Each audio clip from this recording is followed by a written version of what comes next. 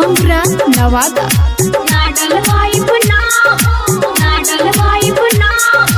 ऊपर छप्पर छुआती हो भीतर रंग डलवाती हो,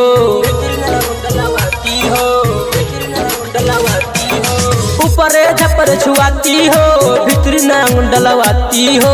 परसल खानी अब की तू असर में तैबू का हो का हो का हो ना हो ना हो ना डलवाइब ना हो, ना डलवाइब ना हो, ऐसे ज्यादा ना हो, ए ना डलवाइब ना हो, ऐसे ज्यादा ना हो, ऐसे ज्यादा ना हो। डीजे नीतीश राज, डीजे नीतीश राज, ना डलवाइब ना हो। मंगरा नवादा, मंगरा नवादा। कृष्णा क्रांति पटेल। इतना नखरा मत दिखाव सुन हम रानी, रंग में तोहर अब की हई चढ़ली जवानी, रंग में तोहर अब की हई चढ़ली जवानी।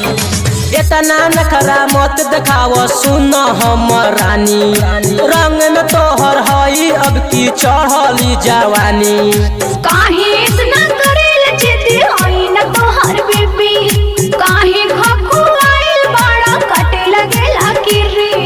इतना छछनाव तारू ना डलवैबू का हो का हो का हो ना हो ना दादा ना हो, दादा ना हो, ऐसे ज्यादा ना हो, ऐसे ज्यादा ना हो, ना ए दादा ना हो,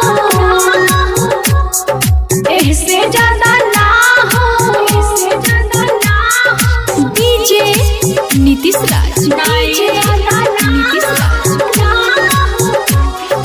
ऐसे ज्यादा ना हो। मंगरा नवादा, मंगरा कृष्णा क्रांति पटेल, क्रांति पटेल। ऐसे ज्यादा ना हो।